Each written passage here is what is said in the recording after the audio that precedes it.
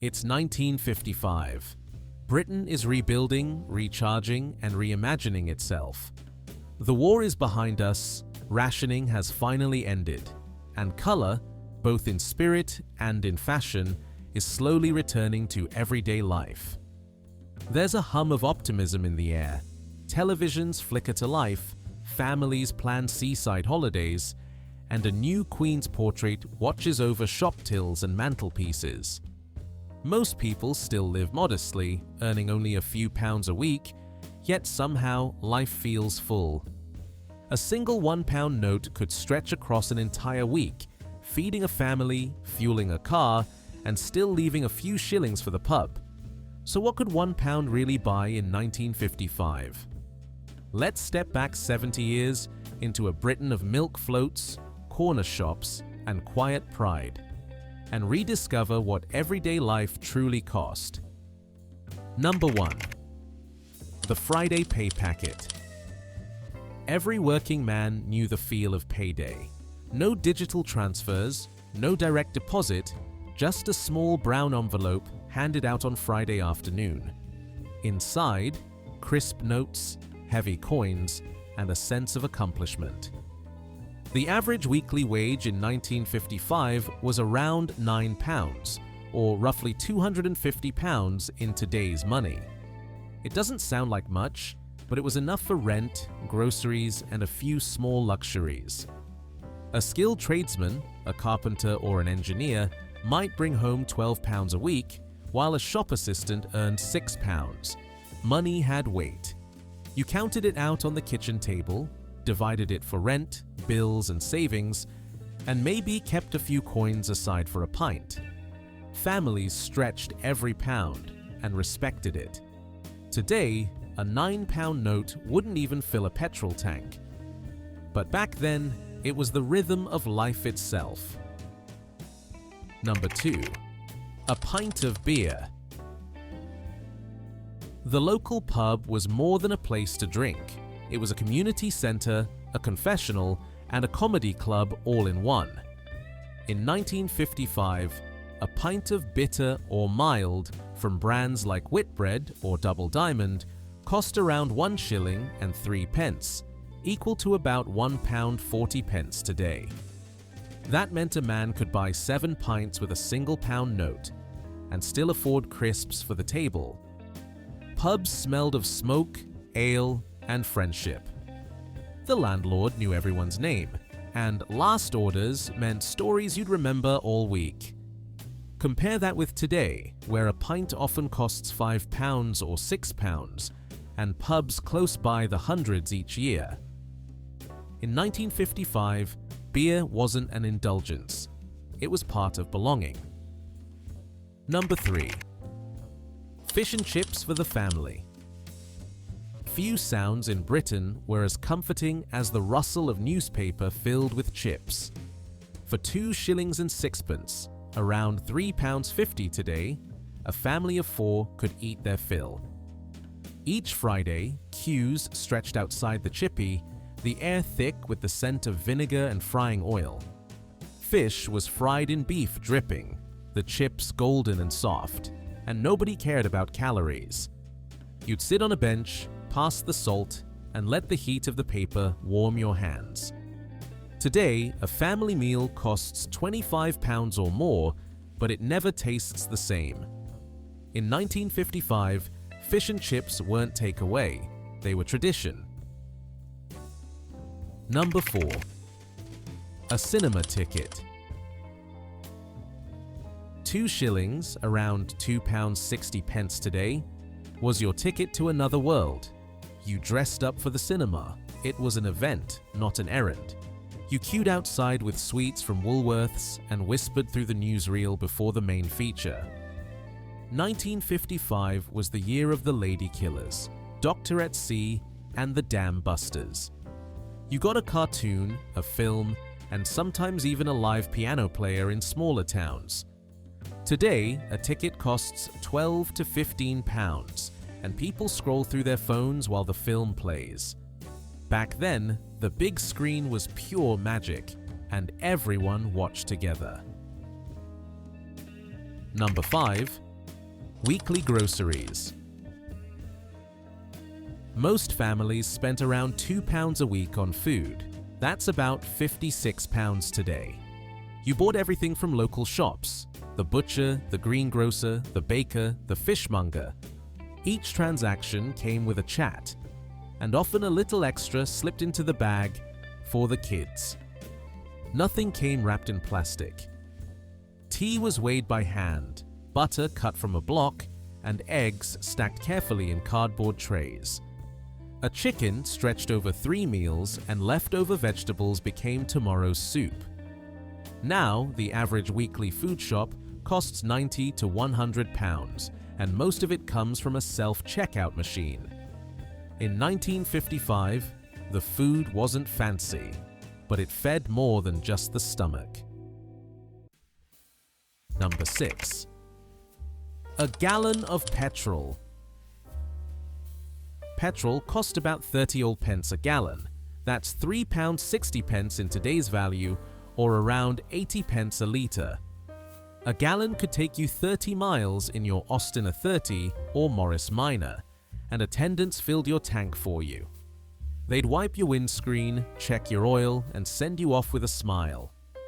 Sundays were for drives, seaside trips, picnics, or just a spin to give the car a run.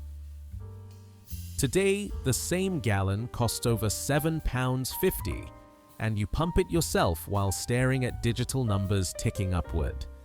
Back then, every drop of petrol carried promise. Number 7. Buying a car. A brand new Ford Anglia cost around £550, equal to about £15,000 today. It was often a family's proudest purchase, cleaned every Sunday, waxed by hand, and driven with care. Cars were smaller, simpler, and entirely mechanical. If something broke, your dad fixed it with a spanner and a bit of patience. When a neighbor bought a new one, the whole street came out to see it.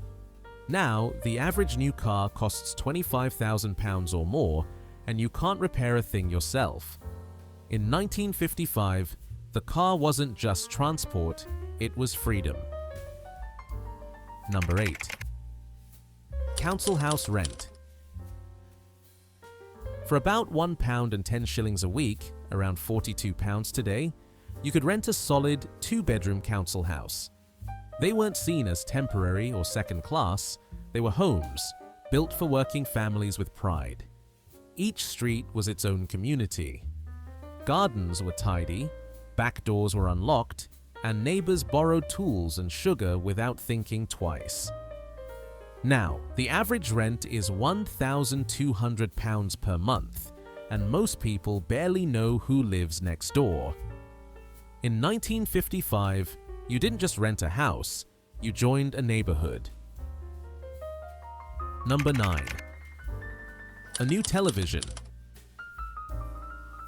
A Bush or Murphy black and white TV set cost around £60, about £1,600 today.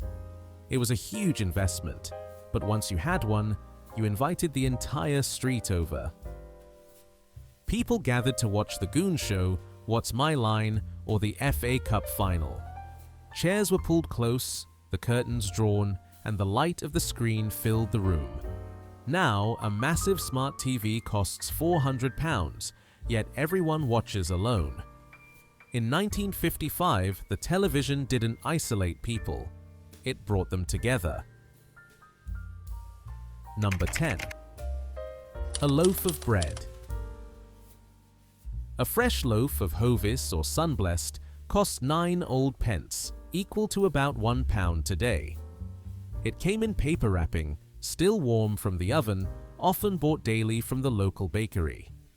Families went through a loaf a day, toast for breakfast, sandwiches for lunch, thick slices to mop up stew at night. Children tore off the crusts on the way home, leaving trails of crumbs behind. Today, a loaf costs £1.50, but it rarely tastes fresh. In 1955, bread wasn't processed, it was personal. Number 11.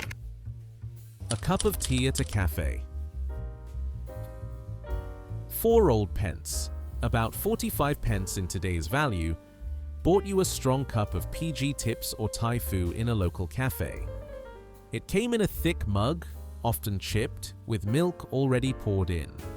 You'd sit on a vinyl seat, read the Daily Express, and listen to chatter about football, weather, and the price of coal. For another penny, you could add a slice of Battenberg or a custard tart. Now, a cafe latte costs £3.50, served by someone who mispronounces your name. Back then, tea was connection, not convenience. Number 12. A haircut. 2 shillings and 6pence, roughly £3 in today's value, got you a short back and sides. Barbershops were smoky, loud, and smelled of Brill cream, talc, and tobacco. You didn't make appointments, you just popped in, caught up on gossip, and left looking tidy. Men went every few weeks, always before church or payday. Today, you'll pay £25 for the same trim. In 1955, it was part of routine, respectability, and pride. Number 13. A newspaper. For 3 old pence, or about 40 pence today, you could buy the Daily Express, the Mirror, or the Times. Every home had one, sometimes 2. You read it cover to cover, football results, political debates, and the crossword in the back. Afterward, papers were reused to wrap fish, polish windows, or light the fire. Now, most news is read on screens and forgotten in seconds. Back then, the morning paper set the tone for the entire day. Number 14. A pint of milk. A pint of milk cost 3 old pence, around 35 pence today. Delivered in clinking glass bottles, it arrived before breakfast, often frozen at the top on winter mornings. Children raced to peel the foil cap, hoping no birds had poked through for a sip of the cream. It wasn't just about milk, it was about reliability. Even through snow or strikes, the milkman came. Now, a pint costs 80 pence, and you fetch it yourself from the supermarket. Back then, milk was a daily symbol of trust. Number 15. A new suit. A well-tailored suit from Burton's or John Collier cost about £20 or £560 today. It was an investment, bought for weddings, work, and pride. Men stood taller when they wore it, shoes polished, hair combed. Tailors altered everything to fit perfectly. Fast fashion didn't exist, quality did. Now, a cheap suit costs £100 and lasts a year if you're lucky. In 1955, clothes weren't disposable, they were dignity. Number 16. A pound itself. A single £1 note in 1955 had power. It was beautifully printed, green and elegant, with Queen Elizabeth II's young portrait. You could buy a full week's groceries, 6 pints of beer, or a family day out. It represented more than money. It represented effort. People didn't tap or click. They handed it over, looked the shopkeeper in the eye, and felt the exchange. Today, £1 can barely buy a chocolate bar. But once, it was the heartbeat of daily life. Stretched, respected, and never wasted. So what did £1 really buy in 1955? Britain. It bought more than goods. It bought gratitude.